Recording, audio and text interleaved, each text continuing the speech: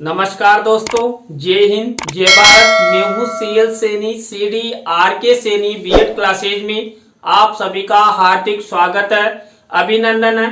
दोस्तों, हमारे इस चैनल के माध्यम से आपके जो बीएड पाठ्यक्रम है, डीएड पाठ्यक्रम है, बीए बीएड पाठ्यक्रम है, बीएससी बीएड पाठ्यक्रम है, उनके जो पाठ्यक्रम है उन पाठ्यक्रम के टॉपिक्स पर हमारे द्वारा आप द्वारा जो हमारे इस हेल्पलाइन नंबर पर टॉपिक सेंड किए जाते हैं उनको समझाने का प्रयास करते हैं, उन पर चर्चा करते हैं।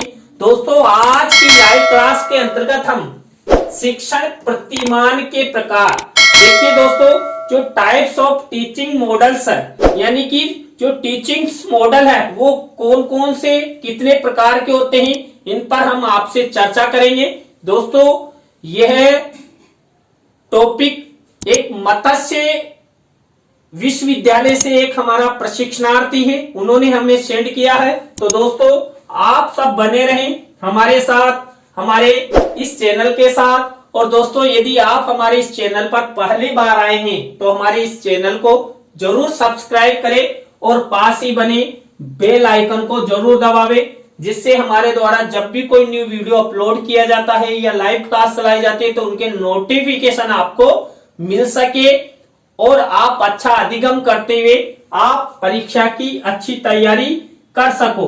दोस्तों, यहां पर देखिए जो शिक्षण प्रतिमान होते हैं, दोस्तों इस क्लास से पहले मैंने आपको शिक्षण प्रतिमान क्या होते हैं, उनका क्या अर्थ होता है, शिक्षण प्रतिमानों की क्या क्या विशेषताएं होती है, क्या क्या उद्देश्य होते हैं, उनके बारे में हमने आपको बता दिया है।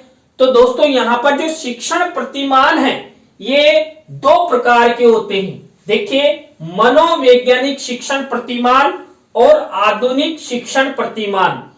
तो ये दो प्रकार के शिक्षण प्रतिमान होते हैं और इनमें भी कई प्रकार के टीचिंग मॉडल होते हैं, यानी कि शिक्षण प्रतिमान होते हैं। उन सब के बारे में हम आपको अलग अलग बताएंगे। तो दोस्तों, यहां पर हम सबसे पहले मनोवैज्ञानिक शिक्षण प्रतिमानों के बारे में हम आपसे चर्चा करेंगे।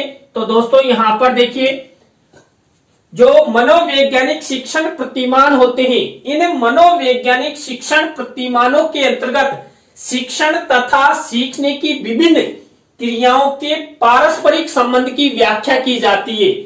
यह चार प्रकार के होते हैं। तो दोस्तों, यहां पर हमने जो मनोवैज्ञानिक शिक्षण प्रतिमानों के बारे में आपको बताया, तो ये चार प्रकार के होते हैं और यहां पर इन प्रतिमानों के माध्यम से छात्र छात्राओं को किस तरह शिक्षण करवाया जाए और छात्र छात्रा किस प्रकार सीखे, इनके बारे में यहां पर चर्चा की जाती है। तो दोस्तों, यहां पर देखिए पहला शिक्षण प्रतिमान होता है मौलिक शिक्षण प्रतिमान, यानी कि बेसिक टीचिंग मॉडल। इसके बाद होता है कंप्यूटर आधारित शिक्षण प्रतिमान और थर्ड नंबर का शिक्षण प्रतिमान होता है विद्यालय अधिगम का शिक्षण प्रतिमान और फोर्थ नंबर का शिक्षण प्रतिमान होता है अंतःक्रिया शिक्षण प्रतिमान। इन चारों प्रतिमानों के माध्यम से मनोवैज्ञानिक तरीकों का प्रयोग करते हुए, तकनीकी का प्रयोग करते हुए छात्र छात्राओं को शिक्षण और अधिगम करवाया जाता है। दोस्तों, यदि एक शिक्षक इन सब प्रतिमानों का प्रयोग करता है तो जो आधुनिक शिक्षण है, इस आधुनिक शिक्षण को मनोवैज्ञानिकता का रूप देते हुए छात्रों में अच्छा अधिगम करवाया जा सकता है। और दोस्तों, आप सब जानते हैं यदि छात्र छात्राओं को अच्छा अधिगम होता है तो उनके ज्ञान में वृद्धि होती है और वह ज्ञान छात्र छात्राओं के फ्यूचरकृत विकास में बहुत सहयोग करता है। तो ये चारों मनोवैज्ञानिक शिक्षण प्रतिमान है। दोस्तों, इसके बाद हम अध्ययन करते हैं आधुनिक शिक्षण प्रतिमान की मॉडर्न टीचिंग मॉडल्स क्या होते हैं, जो छात्र छात्राओं के विकास में बहुत ही उपयोगी होते हैं। तो दोस्तों, यहां पर देखिए, यहां पर भी देखिए चार प्रकार के टीचिंग मॉडल्स होते हैं। तो पहला है अंतः प्रक्रिया स्रोत, इसके बाद सूचना प्रक्रिया स्रोत प्रतिमान, इसके बाद व्यक्तिगत स्रोत, इसके बाद व्यवहार परिवर्तन के स्रोत। यानी कि देखिए आधुनिक शिक्षण प्रतिमान भी 4 प्रकार के होते हैं। अब इन चारों प्रकारों में भी कई प्रकार के शिक्षण प्रतिमान होते हैं जिनके माध्यम से कक्ष में छात्र छात्राओं को शिक्षण करवाया जाता है और उस शिक्षण के दौरान शिक्षण अधिगम प्रक्रिया को प्रभावशाली बनाने का प्रयास किया जाता है। और कक्ष में यदि इन प्रतिमानों का उपयोग करते हुए अच्छा प्रभावी शिक्षण करवाया जाएगा तो छात्र छात्राओं में अधिगम होगा और वह अधिगम छात्र छात्राओं के फ्यूचर निर्माण में बहुत उपयोगी होगा। तो दोस्तों यहाँ पर देखिए जो हमने पहला अंतः प्रक्रिया स्रोत, इस अंतः प्रक्रिया स्रोत प्रतिमान के अंदर देखिए यहाँ पर 4 प्रकार के शिक्षण प्रतिमान होते हैं। इनमें पहला है सामूहिक अन्वेक्षण प्रतिमान। देखिए जो सामूहिक अन्वेक्षण प्रतिमान है ये सबसे महत्वपूर्ण प्रतिमान होता है। इसमें जो सामाजिकता है, इस सामाजिकता पर आधारित छात्र छात्राओं को शिक्षण करवाया जाता है। यहाँ पर छात्रों को समस्या दी जाती है और शिक्षक के निर्देशन में यहाँ पर छात्र अन्वेषण करते हुए समस्या का समाधान करते हैं। इसकी इसी तरह ज्यूडिशल प्रोडेंशियल प्रतिमान है, इसके बाद सामाजिक प्रच्छा प्रतिमान है, इसके बाद प्रयोगशाला विधि प्रतिमान है।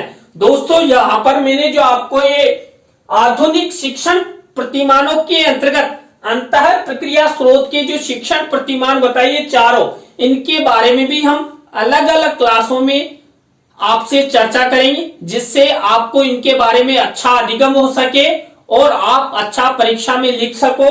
इसी तरह देखिए अंतः प्रक्रिया स्रोत शिक्षण प्रतिमान के बाद सूचना प्रक्रिया स्रोत जो प्रतिमान है ये 5 प्रकार के होते हैं। दोस्तों यहाँ पर देखिए पहला है निष्पत्ति प्रतिमान, इसके बाद आगमन प्रतिमान, इसके बाद प्रच्छा प्रशिक्षण प्रतिमान और जैविक विज्ञान प्रच्छा प्रतिमान और प्रगत संगठनात्मक प्रतिमान। अब दोस्तों आप सोच रहे होंगे सर यहाँ पर नाम बता रहे हैं। दोस्तों इन सब शिक्षण प्रतिमानों के बारे में हम अलग अलग क्लासों में आपसे चर्चा करेंगे। आप धैर्य बनाए रखिए। हमारे द्वारा हमारे चैनल के माध्यम से आप सबके शिक्षण हेतु यहाँ पर अच्छी व्यवस्थाएं करने का हमारे द्वारा प्रयास किया जा रहा है।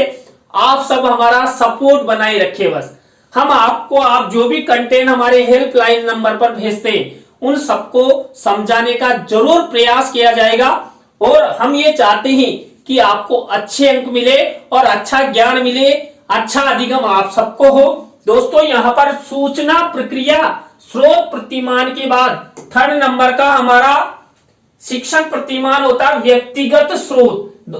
देखिए दोस्तों ये आधुनिक शिक्षण प्रतिमान है। तो यहाँ पर देखिए ये 6 प्रकार के शिक्षण प्रतिमान होते हैं। पहला है दिशा विहीन शिक्षण प्रतिमान, इसके बाद कक्षा सभा प्रतिमान, इसके बाद है सृजनात्मक शिक्षण प्रतिमान और जागरूकता प्रतिमान और इसके बाद है प्रत्यय व्यवस्था प्रतिमान और विकासात्मक प्रतिमान।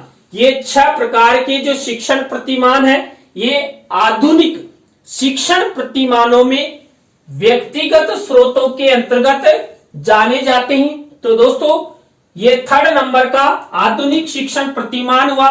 इसके बाद देखिए 4th नंबर का व्यवहार परिवर्तन स्रोत। देखिए व्यवहार परिवर्तन के ऐसे कौन कौन से शिक्षण प्रतिमान है जो कक्ष में छात्र छात्राओं का व्यवहार परिवर्तन करते हैं और व्यवहार परिवर्तन के द्वारा छात्रों में शिक्षण के माध्यम से शिक्षकों के दिशा निर्देश में उनका परिवर्तन होता है और वो अच्छा ज्ञान प्राप्त करते हुए अपना विकास करते हैं। तो दोस्तों यहाँ पर देखिए ये 2 प्रकार के व्यवहार परिवर्तन स्रोत के रूप में शिक्षण प्रतिमान होते हैं। तो यहाँ पर पहला है सक्रिय अनुकूलन प्रतिमान और मौलिक शिक्षण प्रतिमान। इस तरह ये 4 प्रकार जो आधुनिक शिक्षण प्रतिमानों के अंतर्गत आते हैं, इनके बारे में, इनके जो भी शिक्षण प्रतिमान है उनके नामों के बारे में हमने आपको बताया। तो दोस्तों आज की लाइव क्लास में हमने आपको जो शिक्षण प्रतिमान के प्रकार है, ये शिक्षण प्रतिमान के प्रकार के अंतर्गत हमने 2 प्रकारों के बारे में आपसे चर्चा की थी। इनमें भी देखिए मनोवैज्ञानिक शिक्षण प्रतिमान और आधुनिक शिक्षण प्रतिमानों में भी कई प्रकार के शिक्षण प्रतिमान आपको मेरे द्वारा बताए गए थे। उन पर अलग अलग क्लास में आपको समझाने का प्रयास किया जाएगा। तो दोस्तों आज की लाइव क्लास आपको कैसी लगी कमेंट्स में हमें जरूर बताएं। अच्छी लगी हो तो लाइक करें, कमेंट्स करें और शेयर जरूर करें दोस्तों। और मैंने आपको पहले भी बताया है, आप सब हमारे इस चैनल का इसी तरह सपोर्ट बनाए रखें। और दोस्तों आप भी चाहते हैं कि सैनी सर द्वारा हमारे बीएड पाठ्यक्रम, हमारे डीएड पाठ्यक्रम, बीए बीएड या बीएससी बीएड पाठ्यक्रम पर जो हमारे पाठ्यक्रम के टॉपिक है उनको समझाने का, उन पर चर्चा करने की जाए, तो दोस्तों आप हमारे इस हेल्पलाइन नंबर पर अपने पाठ्यक्रम के टॉपिक हमें जरूर सेंड करें। हम आपसे चर्चा करेंगे और उनको समझाने का प्रयास करेंगे। तो दोस्तों आज की लाइव क्लास में बस इतना ही। जय हिंद, जय भारत, राम राम सा।